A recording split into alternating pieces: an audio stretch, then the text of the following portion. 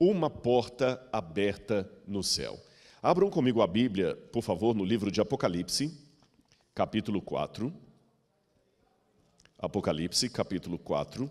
E se você se lembrar bem do estudo de ontem, nós terminamos falando que João, assim que ele terminou de redigir as 7 cartas, ele terminou numa situação assim de preocupação com o estado da igreja, porque a história da igreja cristã não era a história mais bonitinha a ser contada. Embora durante a história do cristianismo você tenha relatos de mártires, de pessoas fiéis a Deus, que morreram, deram a vida pelo Evangelho, que pregaram a palavra de Deus, mesmo sob o risco de vida, você também tem, infelizmente, situações de apostasia, de negação da fé, de infidelidade à aliança.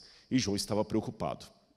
Aí no capítulo 4, que eu espero que você acompanhe na Bíblia e na sua casa, e os que estão comigo aqui também acompanhem, é dito assim: depois dessas coisas olhei, e eis que havia uma porta aberta no céu. E a primeira voz que ouvi era como de trombeta ao falar comigo, dizendo: suba para aqui, e eu lhe mostrarei o que deve acontecer depois destas coisas. Imediatamente eu me achei em espírito, e eis que havia um trono armado no céu. O que João quis dizer com isso? Alguns comentaristas pensam que o fato de João dizer "e eis que me achei em espírito" dá a entender que ele teve essa visão num dia diferente da visão das 7 cartas. Porque lá ele fala: arrebatado fui em espírito no dia do Senhor, e ouvi uma voz por detrás de mim que dizia: o que vês, escreve e manda às igrejas que estão na Ásia. Agora o que acontece? João vê uma porta aberta no céu, e a mesma voz que falara outrora, no outro momento, dizia para ele: suba para cá e eu vou te mostrar o que vai acontecer depois dessas coisas. E João é arrebatado em espírito, ele passa a estar num estado de espírito. Fica sem sentido, se ele já estivesse em espírito, voltar a estar. Então alguns pensam que essa visão foi dada numa outra época. Mas esse é apenas um detalhe histórico ou teológico. Vamos ver agora qual foi a cena que João contemplou diante dos seus olhos assim que ele foi ao céu. A Bíblia diz que ele viu um trono armado no céu. Evidentemente, o trono de Deus. Como seria o trono de Deus? Vamos ler na Bíblia comigo? Acompanhe a leitura aqui. Apocalipse, capítulo 4. Eu continuarei lendo aqui a partir do verso 3 em diante. Vou ler o verso 2 novamente. Imediatamente eu me achei no espírito, e eis que havia um trono armado no céu, e alguém estava sentado no trono. E esse que estava sentado no trono era semelhante no aspecto à pedra de jaspe e ao sardônio, e ao redor do trono havia um arco-íris, semelhante ao aspecto de esmeralda. Ao redor do trono havia também 24 tronos, e nele estavam sentados 24 anciãos, vestidos de branco, com coroas de ouro na cabeça. Do trono saíam relâmpagos, vozes, trovões, e diante do trono estavam acesas 7 tochas de fogo, que são 7 Espíritos de Deus. Diante do trono havia também algo como um mar de vidro, semelhante ao cristal.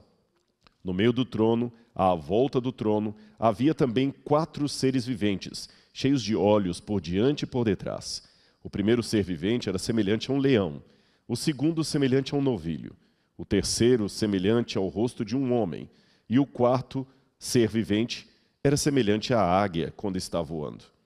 E os 4 seres viventes, cada um deles, respectivamente tendo 6 asas, estavam cheios de olhos ao redor e por dentro, e não tinham descanso algum, nem de dia nem de noite, clamando: Santo, Santo, Santo, é o Senhor Deus, o Todo-Poderoso, aquele que era, que é e que há de vir.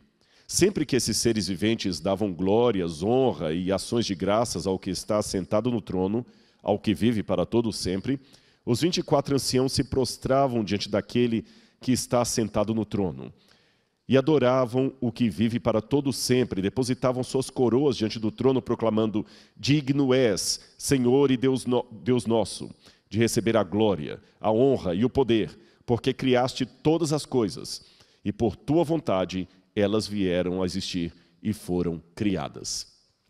Esse é o texto. Agora, uma coisa importante para a gente analisar, na verdade até eu fechei minha Bíblia, mas eu gostaria que você ficasse com a sua aberta, Qual é o sentido prático disso para nós hoje? Uma vez um amigo me falou, olha, é importante o conteúdo, mas se você não trouxer aquilo para a realidade das pessoas, o coração não fala ao coração. E eu concordo com essa observação. Então vamos pegar essa visão do trono e vamos transformar em duas situações práticas para você que está hoje. Se eu estivesse lendo a Bíblia numa época de problemas, esse talvez não seria o melhor texto para eu ler. Os seres ali clamando, glória a Deus, digno és, e comemorando. Eu não gostaria de ouvir de comemoração, eu estou triste. Aliás, era essa situação psicológica que João estava. Raciocine comigo. João estava preso na ilha de Patmos contra a sua vontade, cercado de água por todos os lados, vendo no alto do monte o templo da deusa Ártemis, sentindo preocupação sobre-humana com a igreja que ele deixara em Éfeso e na Ásia Menor, sabendo que a igreja estava sendo atacada por muitos dissidentes, por gnósticos, por grupos separatistas, sabendo que a sua vida estava com o risco de acabar a qualquer momento, porque Domiciano poderia mandar matá-lo na ilha de Patmos, sabendo que Jesus parecia nunca mais voltar, tão demorada a promessa da volta dele. João certamente em Patmos não estava nos seus melhores dias. E para piorar esse quadro de João, ele termina a primeira parte da visão ainda mais preocupado com a igreja, como eu disse ontem. As 7 cartas não revelavam a melhor história. Começa até bem, com a cidade de Éfeso sendo elogiada, mas ali já há uma advertência de Cristo. Eu tenho, porém, contra você que você deixou o seu primeiro amor. Depois ele vai passando por todas as cartas até Laodiceia, e o quadro só vai piorando, piorando, piorando, até que chega em Laodiceia e fala, você é miserável, pobre, cega e nua. João não estava, definitivamente, no seu melhor dia. E agora, quando ele vê o céu, vê todo mundo feliz, dando louvores a Deus, parece uma cena sádica de alguém rasgando dinheiro na frente de um pobre. João deveria ter questionado. Poxa vida, nós estamos sofrendo aqui e vocês comemorando. Não há o que comemorar, eu estou preocupado. É assim que você muitas vezes se sente diante de uma cena como esta? Você está angustiado, triste, e de repente alguém fala assim, dê louvores a Deus. Louvor a Deus? Uma vez uma jovem viúva, que era muito amiga minha desde a infância, o marido dela faleceu num acidente, e eu estava na igreja, na época era aquela comemoração de fim de ano, então tinha uma santa ceia ao pôr do sol. Muitas igrejas ainda têm essa boa prática. E as pessoas levam uma oferta e durante determinado momento começam a agradecer pelas bênçãos durante o ano. Ela estava tocando o piano, depois ela começou a chorar no canto e falou comigo assim, eu não tenho o que agradecer esse ano. Meu marido morreu num acidente. O que eu vou agradecer? Eu não estou nem com vontade de tomar a Santa Ceia. Num primeiro momento, eu concordei com ela. E digo que ainda respeito a dor dela. Mas depois de alguma reflexão, eu comecei a pensar, será que nós devemos dar louvores a Deus somente nos momentos bons da vida? Ou será que mesmo a situação ruim pode me mostrar o motivo pelo qual eu seja grato? Por exemplo, a pilha de roupas na minha máquina de lavar pode ser um problema, mas um problema que mostra que eu tenho roupas. Aquele som de uma música horrível pode ser um problema, mas um problema que me revela que eu tenho audição. Perceberam? Aquela comida com um gosto meio ruim pode ser um problema, mas um problema que me mostra que eu tenho paladar. E há muitas coisas que nós temos na vida diariamente. E você que está em casa, preste atenção nisso que eu vou falar. Eu não quero que desdenhar a sua dor, de maneira nenhuma. Não interprete assim. Mas saiba que há muitas coisas que você tem diariamente na sua vida que são o ardente desejo e oração de milhões de pessoas ao redor do mundo. Você está assistindo essa mensagem enquanto janta aí na sala e colocou o celular e está me escutando e jantando? Sabe quantas pessoas hoje não têm o que comer? Aqui em São Paulo, de onde eu estou pregando, está um pouco frio desde anteontem. A temperatura caiu. Ontem fez 18 graus. Mas você tem um cobertor para dormir. Você tem um colchão esperando você logo depois que você terminar de assistir essa mensagem. Milhões de pessoas não têm um colchão. Você já parou para pensar que o que você tem normalmente na sua vida é o desejo ardente de milhões de pessoas ao redor do mundo? Talvez, se você olhasse isto, você reclamaria um pouco menos da vida. É isto que João entendeu. Ele estava em Pátimos, triste, mas ainda estava vivo. Ele estava clamando a Deus por uma libertação. Isso significa que ele tinha um Deus para clamar. Ele estava ali por causa do testemunho de Jesus, então ele tinha um motivo de participar do agradecimento celestial. Esta é uma questão que nós devemos colocar. Eu vou contar uma ilustração bem chocante para você. É uma história real. E eu gostaria de saber como é que você reagiria a essa história que eu vou contar. Uma vez um pai da igreja, ancião, fiel, ele e sua esposa, tinham um único filho, que era líder de desbravadores, e para quem não sabe, desbravadores é como se fossem um clube de escoteiros adventistas. Não é bem um escotismo, mas é muito similar. E há milhares de desbravadores ao redor do mundo. Eu fui desbravador, é um trabalho fantástico. Se você tem um filho juvenil, pré-adolescente, procure um clube de desbravadores. Pode entrar mesmo não sendo adventista? Claro, todos são bem-vindos. Ensinam valores, primeiros socorros, acampamento, é coisa muito boa. E aquele filho desse irmão, que eu vou contar a história, era um líder de desbravador. Filho único, firme na igreja. Estava namorando uma moça, pronto para casar, e de repente ele perdeu a vida por causa de um celular num assalto. Aquele irmão ficou arrasado. Poucos dias depois da morte do seu filho, num culto de quarta-feira na igreja, onde as pessoas levantam para fazer pedidos de oração e agradecimentos, aquele irmão levantou e falou: meus queridos que estão aqui, meus irmãos, e com a voz trêmula, que só um pai que perde o filho sabe fazer, ele disse: eu quero agradecer muito a Deus e louvar a Deus pela morte do meu filho. E algumas pessoas ficaram tão assustadas como alguns rostos que eu estou vendo aqui, que até arregalaram os olhos. E ele, percebendo o desconforto diante do agradecimento que ele fez, tão inusitado, tão estranho, falou: eu sei que vocês estão assustados, mas eu quero agradecer a Deus pela morte do meu filho. Eu quero agradecer porque o meu filho nunca me deu trabalho. Eu nunca tive que buscar o meu filho numa sarjeta porque ele estava sob o efeito de drogas ou de álcool. Eu nunca tive alguém trazendo uma reclamação em minha casa porque o meu filho bateu em alguém ou fez violência contra alguém.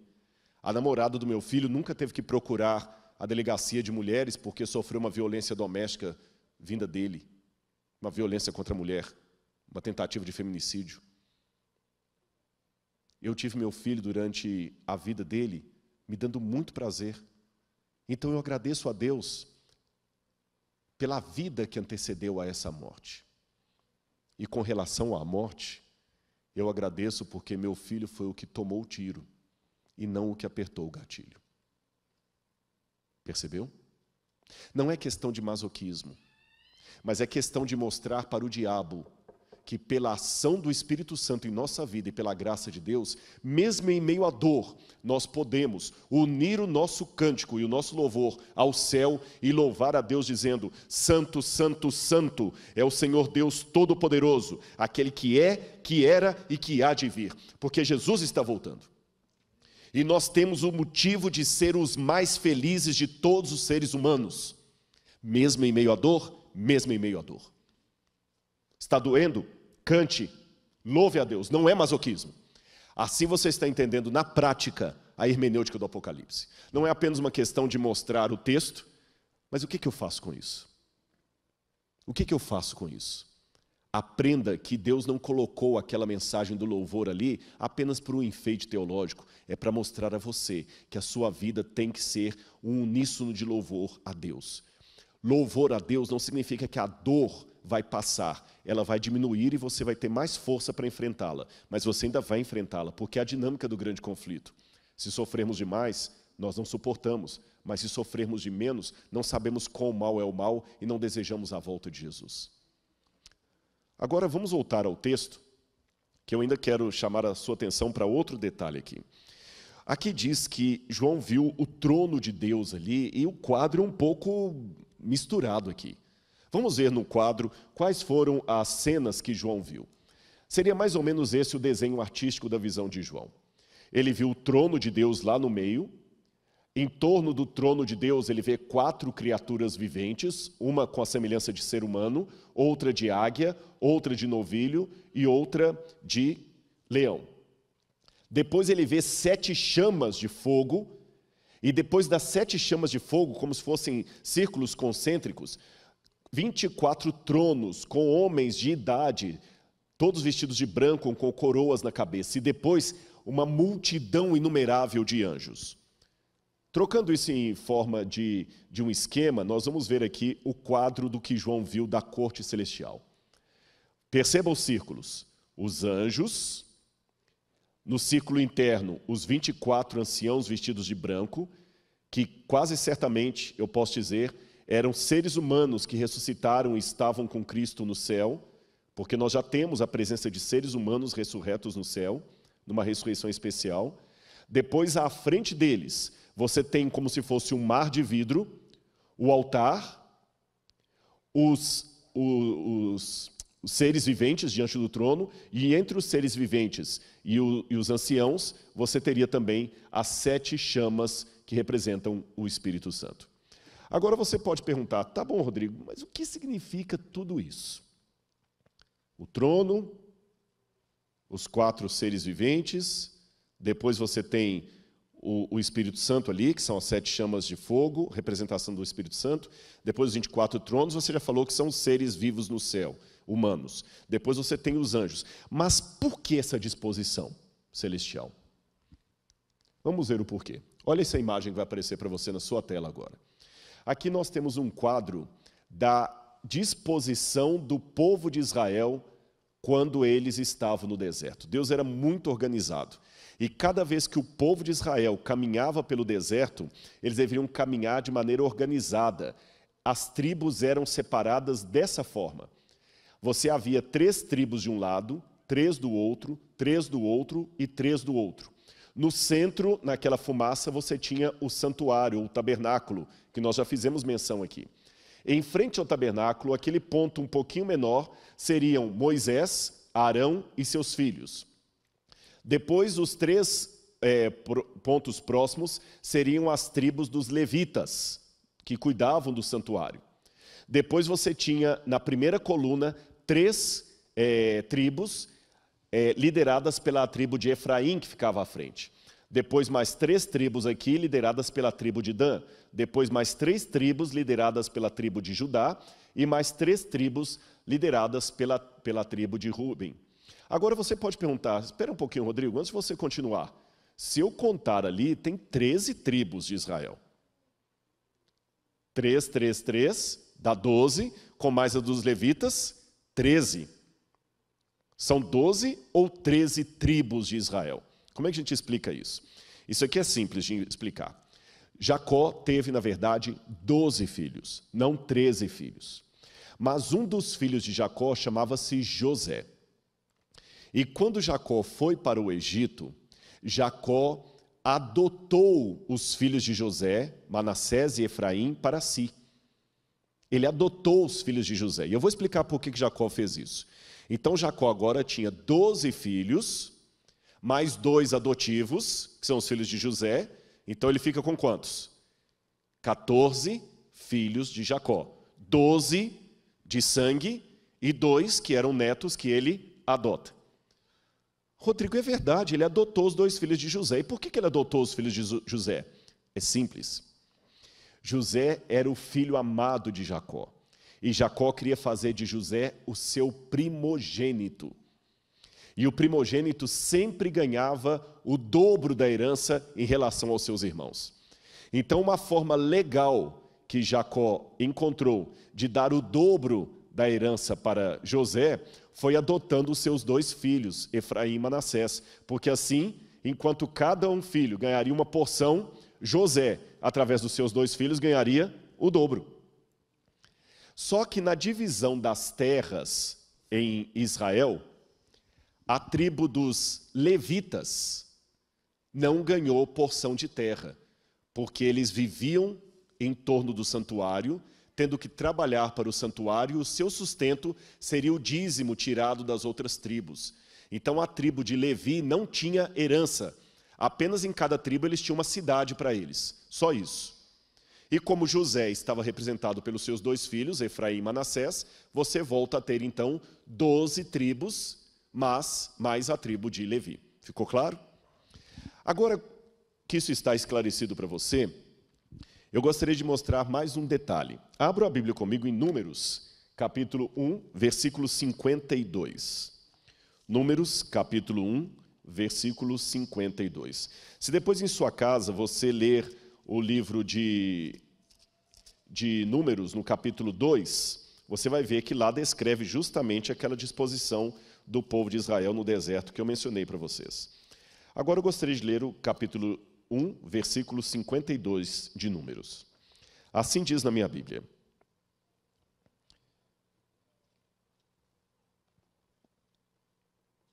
Os filhos de Israel acamparão cada um no seu arraial, e cada um junto ao seu estandarte, segundo as suas turmas. Veja, estandarte é uma bandeira. Então a Bíblia fala que cada um dos filhos de Israel tinha um estandarte. Nós não sabemos o que estava nesses estandartes, mas a tradição judaica nos diz que em cada estandarte havia um animal ou um ser representando aquela tribo, um animal ou um ser humano. E pelo menos nós sabemos, a tribo de Judá tinha como seu escudo, como sua representação, um leão. Tanto é que Jesus é chamado na Bíblia de o leão da tribo de Judá. Então nós sabemos que um dos estandartes tinha a forma de um leão. Agora, olhe de novo na tela aí a imagem do acampamento do povo. Você está vendo ali Judá bem à frente. Então Judá tinha uma bandeira com um leão. E no centro ficava o santuário, lembre-se disso. Quando nós vamos à tradição judaica, nós descobrimos que, segundo a tradição dos judeus, aquela mais antiga, representada tanto de forma oral como por escrito no Talmud e também na tradição rabínica, os judeus dizem que quando Deus apareceu no Sinai, ele estava cercado por 22.000 anjos, divididos em grupos, e cada grupo representado por um anjo superior diferente. Assim, foi desejo de Israel também estar dividido em grupos à semelhança do esquema celestial. No céu, o trono de Deus, segundo essa tradição, ocupava o centro da multidão angelical. E tinha 4 anjos em redor: Miguel, Gabriel, Uriel e Rafael. Esses 4 seres viventes correspondiam às 4 tribos representativas de todo o povo que ficavam ao redor do santuário, a saber, Ruben, Judá, Dan e Efraim, todas com seus respectivos estandartes.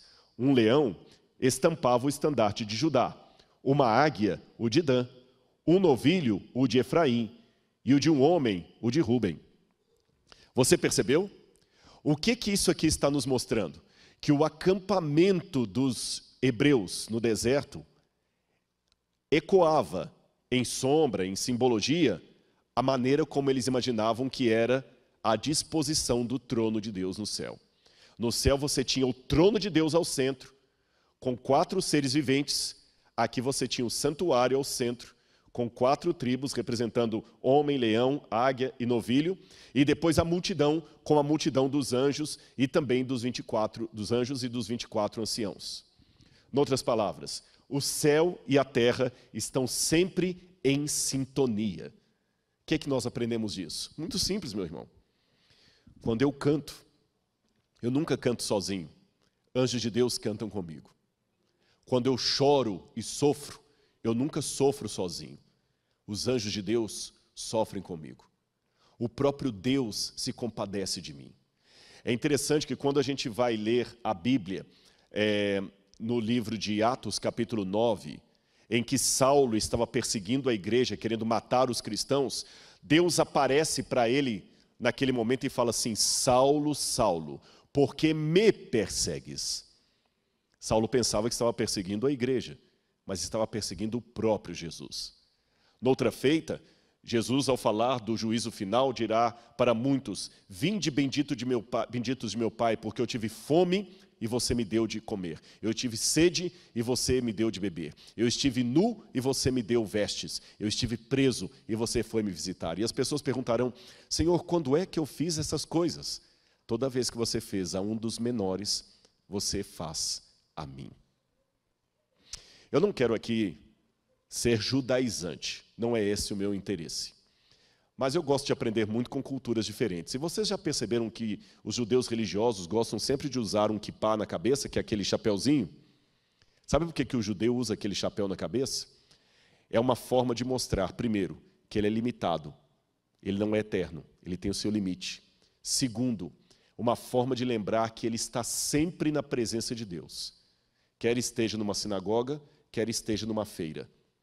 E em terceiro lugar, a palavra kippá, em hebraico, chapéu, cobertura, vem da mesma raiz da palavra kippur, que significa perdão, propiciatório. Eu estou constantemente sob o perdão de Deus. Mesmo que eu não use um kippá na cabeça, porque eu não sou judeu, a não ser quando eu vou a Israel, às vezes a gente usa na sinagoga, mas eu gosto sempre de lembrar que eu estou na presença de Deus. Você não está na presença de Deus somente quando você está na igreja. Quando você está no ônibus, você está na presença de Deus. Quando você está na feira, você está na presença de Deus. E tudo que você faz, Deus está vendo e acompanhando. Será que a sua vida é uma forma de glorificar a Deus? Agora, olha que linda essa parte do santuário na época do Antigo Testamento. Sabe por que Deus mandou o povo de Israel construir aquela tenda móvel? Deus, a princípio, apareceu para o povo do alto do Monte Sinai, você se lembra? E a Bíblia fala que o monte fumegava e tremia, e havia raios, trovões e saraivada, e o povo estava morrendo de medo, porque até um animal que encostasse no sopé da montanha morria fulminado. Então Deus olhou lá de cima, viu o povo apavorado no meio de um monte de barracas, parecendo até um acampal de desbravador, e Deus falou assim: Moisés, o povo está com medo de mim. Faz o seguinte, faz um santuário lá no meio, uma tenda, porque eu vou morar no meio do povo. Senhor, mas o povo vai ficar apavorado. Não, Moisés, eu vou diminuir a minha glória e vou morar no meio dele. E me farão um santuário para que eu possa morar no meio dele. Sabe o que isso significa? A primeira coisa que eu aprendi como um pregador. Deus, com sua glória, causou medo, temor no povo. Mas quando Deus ocultou a sua glória numa barraca, semelhante às outras barracas, semelhante que eu falo de design, era uma tenda. Tinha um lugar santo e santíssimo, é claro, tinha todo um ritual do santuário, mas em termos arquitetônicos, era uma tenda. O povo dormia em tendas, Deus também ia dormir em tendas. Aí o povo começou a aproximar mais de Deus e a falar com Ele. Eu já percebi que muitas vezes o grande desafio para a gente, quer você seja um pregador, alguém conhecido, um líder religioso, é ter a coragem que o próprio Criador teve de descer do Sinai, apagar a sua glória e viver no meio do povo. Porque foi isso que Deus fez. E no Evangelho, na época do Novo Testamento, isso se tornou mais claro ainda, porque o Evangelho de João diz: e o Verbo, que é Cristo, se fez carne e habitou no meio de nós. E a expressão que aparece ali no grego para habitou, skeno, significa ele armou a sua tenda no meio de nós. Cristo, quando se tornou um de nós, repetiu de uma maneira muito mais ampla o que o Pai havia feito no Antigo Testamento, quando mandou Moisés armar uma tenda para que a divindade pudesse habitar no meio do povo. Agora, novamente, a divindade habita no meio do povo, numa nova tenda, num novo santuário, que era o próprio corpo de Cristo. Por isso que no Evangelho de João, quando Jesus falou: destruam esse santuário, em 3 dias o reedificarei, pensavam que ele estava falando do templo, quando ele estava falando do seu próprio corpo. Deus habitando no meio de nós. Agora vamos continuar a ver isso aqui. Outra coisa que me chama a atenção naquela imagem ali é a presença dos querubins. A Bíblia diversas vezes fala dos querubins, eles estavam estacionados ao leste do Jardim do Éden para guardar o caminho da árvore da vida. Eles parecem carregar o firmamento com o trono de Deus, você vê isso em Ezequiel 11, 22 e 10, 1 e 2. Em Ezequiel 11, 22 ainda, o rei de Tiro é de maneira zombeteiramente comparado a um desses querubins, provavelmente Lúcifer, que era designado como tendo residência no Éden, na montanha de Deus. E aqui chama a minha atenção que esse querubim, ele é chamado de querubim da guarda, mas o hebraico pode ser querubim cobridor. O que significa isso? Olha que lindo porque tinham aqueles querubins em torno do trono de Deus. E talvez o próprio Lúcifer teria essa função no céu antes da sua rebelião, antes da sua queda. Ele era um querubim cobridor. E o que significa isso? A glória de Deus era tão grandiosa, tão majestosa, que até os anjos no céu precisam ter essa glória filtrada para não serem cegados por ela. Quando Deus se manifesta no seu trono no meio, os anjos abrem as asas para receber o fulgor da glória de Deus, e com outras asas eles cobrem o próprio rosto e os pés em reverência. Agora, raciocine comigo. Se até os anjos, que não têm pecado, que estão na glória, têm toda essa reverência perante Deus, por que eu vou tratar Deus como uma coisa qualquer? Reverência pelo nome do Senhor. É isso que nós precisamos ter. Vamos continuar aqui o nosso passeio pelo Antigo Testamento. Você está vendo como é que tudo encaixa com a disposição do céu e na terra. Agora vamos falar dos serafins. Os serafins são outra classe de anjos que parece ter a mesma função dos querubins. Olha o que diz Isaías 6, 1 a 3. No ano em que faleceu o rei Uzias, eu vi o Eterno sentado sobre um trono alto e exaltado. A aba do seu manto preenchia todo o templo. Em torno dele posicionavam-se serafins. Cada um deles tinha 6 asas. Com 2 cobriam o rosto, com 2 cobriam os pés, com 2 voavam. E ao mesmo tempo clamavam uns aos outros: Santo, Santo, Santo, é Yahweh dos exércitos. Eis que toda a terra está plena da glória do Senhor. Agora, como a terra pode estar plena da glória de Deus? Simples. Quando a igreja, o povo de Deus, se posiciona para imitar o céu. Eu quero mostrar uma cena para vocês do santuário aqui da terra, para você ter uma noção do que João viu no céu de maneira superior, baseado, é claro, na cena do santuário e do povo de Israel disposto em redor do santuário. Coloque esse vídeo, por gentileza, para todo mundo que está em casa poder assistir. Assim seria o santuário que havia no deserto na época de Moisés. Tem que apertar o play.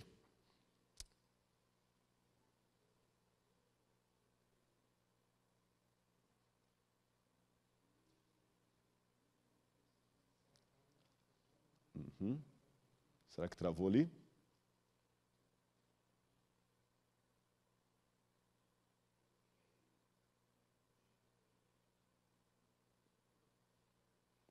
Enquanto ele vai acertando ali, esse vídeo que eu quero mostrar para vocês é um vídeo que mostra um 3D de como seria o tabernáculo aqui na terra.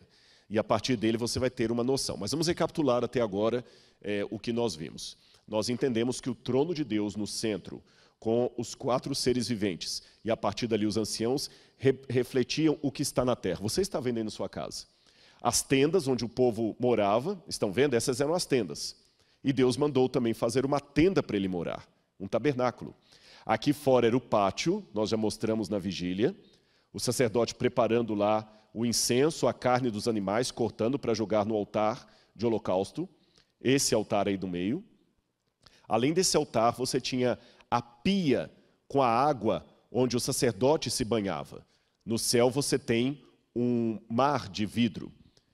Você tem também a primeira parte do santuário, que é coberto com vários tipos de tecidos diferentes. Ele é dividido em 2 cômodos, o lugar santo e o lugar santíssimo. E é mais ou menos essa cena que João vê de maneira muito superior, aludindo ao céu. No lugar da pia, ele tem um mar de vidro. E quando a voz diz, entra para cá, ele vai até o lugar santo. Ao invés de ver o candelabro comum daqui da terra, ele viu 7 tochas de fogo. Ao invés dele ver os pães da presença, ele vê o próprio Jesus Cristo. E ele vê no céu também o altar de Deus de incenso, com a oração dos santos. E na terra existe uma cortina separada do lugar santo do Santíssimo. Mas no céu não há necessidade disso, porque tudo é sagrado. E ali você tem a Arca da Aliança. Ao invés de ter querubins fundidos de ouro, você tem seres angelicais de verdade diante do Senhor. Percebeu o que João viu? Esta é a contemplação da visão celestial. Vamos ver uma próxima imagem aqui. Só voltar ali. Ele vai ajustar para mim. Além disso, João viu aqueles 24 seres viventes, aqueles 24 anciãos. Eu falei que eram seres humanos que ressuscitaram com Jesus e foram para a glória. Você se lembra disso? Por que 24? Por que esse número? Ora, se você olhar na Bíblia, em 1 Crônicas, capítulo 24, você vai ver que havia 24 turnos de sacerdotes que revezavam no serviço do templo. E Jesus também promete no Apocalipse que aquele que vencer será feito sacerdote com ele diante do Pai. Então aqueles ali são uma amostra da humanidade que Jesus já está salvando dia após dia por sua graça. Agora, além de todo esse cenário, o mar de vidro também chama a atenção. O mar de vidro, o céu era concebido pelos antigos como sendo uma grande cúpula que se estendia sobre a terra. E por debaixo dessa cúpula estava a terra, acima dela o céu. Na história da criação você tem as águas que estão debaixo do firmamento e as águas que estão acima do firmamento. O salmista chama as águas que estão acima do firmamento para que louvem a Deus. Salmo 148, verso 4. Sobre esse mar que está acima do firmamento, João vê o trono de Deus. Afinal, o salmista diz que Deus apoia as vigas de sua morada sobre o mar do firmamento. Agora, apesar de toda essa visão majestosa, João ainda estava um pouco aflito com relação à igreja. Lembra que eu falei que o ato de louvar a Deus, de participar da adoração, não significa que a dor vai desaparecer. Ela vai diminuir e Deus vai lhe dar forças para enfrentá-la. Mas não promete a você um mar de rosas. João viu a glória, talvez por um momento até ficou extasiado com tudo aquilo, mas logo ele se lembrou da igreja. E quando essa visão acabar? Se eu pudesse ficar aqui no céu e nunca mais voltar, mas, Senhor, eu também não gostaria de ficar aqui no céu, tendo os meus irmãos lá na terra, em situação tão caótica, eu tenho que cuidar da igreja que o Senhor mandou eu cuidar.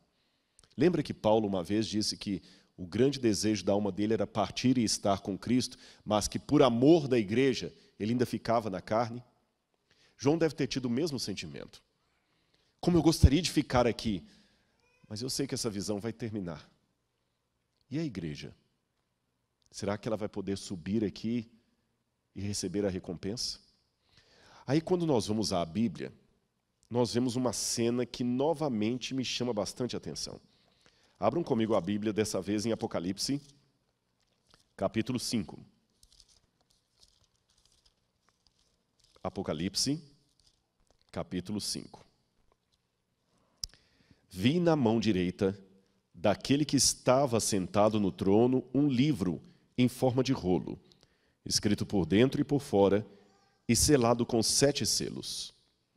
Vi um anjo forte que proclamava com grande voz: quem é digno de quebrar os selos e abrir o livro? Ora, ninguém no céu, nem sobre a terra, nem debaixo da terra, ninguém podia abrir o livro, nem mesmo olhar para ele.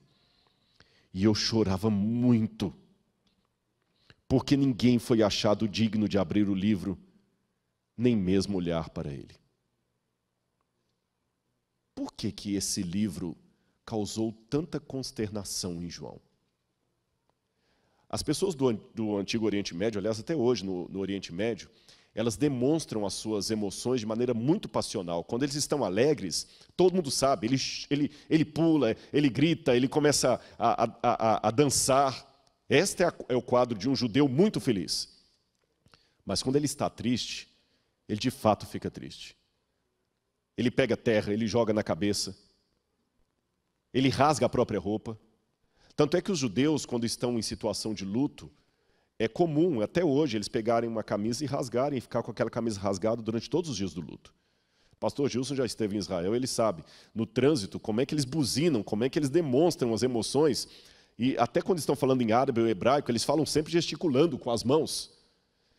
Sendo João alguém do Oriente Médio, quando ele diz que chorava, e chorava muito, pastor Gilson, eu imagino João como aquelas pessoas que você viu tantas vezes lá em Jerusalém. João não ficou chorando só assim, ele chorava de gritar. Eu imagino até, e não estou cometendo nenhum sacrilégio em imaginar isso, que João até gritava junto com os outros, escuta, por favor, gente, alguém abra o livro. Mas eu pergunto a você, João já tinha visto o trono de Deus, mas o livro ninguém podia olhar? O que havia de tão sério nesse livro que ninguém podia nem olhar para ele? E mais, o que havia de tão sério nesse livro que provocou lágrimas compulsivas de João? Será que esse livro tem alguma relação com o destino da igreja? Portanto, se você quer saber a continuação disso, se você quer saber qual é o futuro da igreja segundo o Apocalipse, e se você é um daqueles que já não acreditam mais na instituição chamada igreja, o sermão de amanhã é um sermão que você não pode perder. Qual é o mistério do livro selado com 7 selos? Por que esse livro causou tanto choro em João? Por que ninguém podia abri-lo, nem olhar para ele?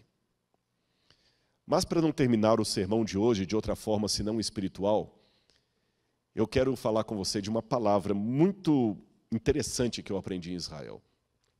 O hebraico hoje incorporou essa palavra, mas originalmente ela era do Yiddish. Yiddish é um dialeto que os judeus falavam na Europa, especialmente na época da Segunda Guerra Mundial. A palavra é chutzpah. Chutzpah. Essa é uma palavra muito marcante e dificilmente temos uma tradução para chutzpah em português. Como algumas palavras de outros idiomas não têm tradução, é melhor tentar explicá-la a partir do sentimento daquele grupo. Lembra que eu falei com vocês que o judeu ele sente tudo com muita força? Quando ele está alegre mesmo, ele canta, ele assobia, ele pula. E quando ele está triste mesmo, quando ele briga mesmo. Pois bem, esse povo é um povo muito audacioso. Eles vão adiante, eles vão à luta. E quando eles querem uma coisa, querem mesmo. Então acabaram chamando esse sentimento de querer algo acima de tudo de chutzpah. Em outras palavras, quem quer dá um jeito, quem não quer dá uma desculpa. Os próprios judeus, reconhecendo a dificuldade de traduzir chutzpah para outros idiomas, essa palavra não está na Bíblia, ela aparece na Mishiná dos judeus. Mas os próprios judeus, reconhecendo a dificuldade de traduzir chutzpah para outras línguas, eles até contam numa piadinha quando você pergunta para eles o que é chutzpah. Eles falam o seguinte, chutzpah é o caso daquele advogado que matou os próprios pais e no dia do juízo ele pediu para não ser preso porque ele era órfão. Chutzpah, audacioso. A palavra, então, da piadinha judaica para a realidade, ela pode ter 2 sentidos, um positivo, um negativo. Um chutzpah negativo é aquela audácia, aquela arrogância de alguém que é inoportuno, que ele pede coisa que ele não tem direito de pedir. Ele é chato. Mas existe um outro lado do chutzpah, que é aquela pessoa que quer um ideal e ele luta por esse ideal e ele vai até as últimas consequências. E aí, nesse sentido positivo, os judeus dizem que Deus valoriza a atitude de chutzpah, a atitude de audácia. Está aí. Audácia seria uma boa palavra, não para traduzir ao pé da letra, mas para dar uma ideia do que é chutzpah. Você está entendendo em casa o sentido dessa palavra? Audácia, intrepidez. E os judeus dizem que Deus valoriza essas atitudes de intrepidez. E quando eu olho na Bíblia, não é que eles estão certos? Uma vez, Deus viu um homem matando um egípcio, que ele queria fazer justiça. Deus olhou de cima e falou: esse camarada está errado. Ele está metendo as mãos pelos pés. Eu preciso domar o espírito desse homem, mas ele tem energia, ele tem garra. Eu acho que eu posso usá-lo para tirar o povo do Egito. Eu estou falando da história de Moisés. Moisés demonstrou um outro chutzpah quando ele falou com Deus: Senhor, perdoa esse povo, Senhor, senão eu risco o meu nome do livro que o Senhor escreveu. Não era ali uma blasfêmia contra Deus. Era um amor pelo povo que Deus falou: você teve audácia. Outro exemplo, Jacó, lutando com o anjo, lutando, e falando: eu não te soltarei enquanto você não me abençoar. Deus deslocou a coxa de Jacó, mas mudou o nome dele para Israel. Mais um exemplo do Novo Testamento, aquela mulher que vinha clamando atrás de Jesus: Senhor, cura minha filha, cura minha filha. Ela nem era judia, ela era cirofenícia. Jesus não respondeu palavra. Os discípulos mandaram que ela se calasse, mandaram Jesus despedi-la. Jesus a comparou a um cachorrinho e mesmo assim ela se prostrou e o adorou, dizendo: Senhor, eu como as migalhas da tua mesa, mas como de bom grado, porque as tuas migalhas são um banquete. Chutzpah, audácia. Percebeu? Agora, abra comigo a Bíblia no livro de Hebreus, capítulo 10, versículo 19. Mesmo que aqui não esteja a palavra chutzpah, mas o conceito de chutzpah está aqui, quando o autor de Hebreus diz: portanto, meus irmãos, tendo ousadia para entrar no santuário pelo sangue de Jesus, pelo novo e vivo caminho, que ele nos abriu por meio do véu, isto é, pela sua carne, e tendo grande sacerdote sobre a casa de Deus, aproximemo-nos com um coração sincero, em plena certeza de fé, tendo o coração purificado da má consciência e o corpo lavado com água pura. Em outras palavras, por Cristo eu posso entrar no santuário. A palavra santuário aqui em Hebreus é hagia, está no plural. Eu posso entrar nos dois compartimentos. Pela fé, eu posso clamar pela chutzpah. Eu tenho o direito de comparecer diante do trono de Deus e o diabo não pode impedir você disso. E é com esse pensamento que eu quero terminar o sermão de hoje. Olha para mim nesse momento. Talvez o que está faltando em sua vida é um pouco de chutzpah, ousadia em nome de Jesus. Não se trata de humanismo. Não se trata de dizer que o poder está dentro de você. Não é autoajuda com U, é autoajuda com L, a ajuda que vem do alto, a ajuda que vem de Deus. Você precisa da ajuda de Deus. E essa ajuda está à sua disposição, meu irmão, minha irmã. Viu o estudo de hoje? Você percebeu como a cena de Apocalipse, capítulo 4, é apenas uma forma de mostrar como o céu está semelhante à terra? O povo de Israel estava no deserto. O deserto é um lugar hostil, mas eles estavam, de certa forma, espelhando o céu, mesmo no calor do deserto. O que eu conclamo você nesta noite é, na sua vida, espelhar o céu, mesmo no deserto da provação. Uma vez um menino deixou cair um brinquedo atrás do armário, e quando o pai passou a porta, viu o menininho puxando com força o armário, fazendo força. E o pai ficou encostado na porta, com aquela sabedoria de pai, irônico, falou assim: o que você está tentando fazer, filhão? Puxar esse armário pesado aqui, papai, meu carrinho caiu lá atrás. Aí o pai falou: força? Eu estou usando força. Tá mesmo? Estou. Você já usou toda a força que você tem? Já, o senhor não está vendo? Não usou, não. Você não pediu ainda para eu te ajudar? É verdade. Ajuda, papai. Ajudo. Aí, com a força do pai, o armário foi erguido. Você já usou toda a força que você tem para vencer esse problema? Você já pediu a ajuda dele? Chutzpah, intrepidez. Entre agora pela fé no santuário celestial. Atravesse a cortina, o véu que Cristo abriu. Vá aos santos dos santos e Deus ouvirá a sua voz. Tenha certeza disso. Aconteceu na minha vida. Que Deus abençoe você.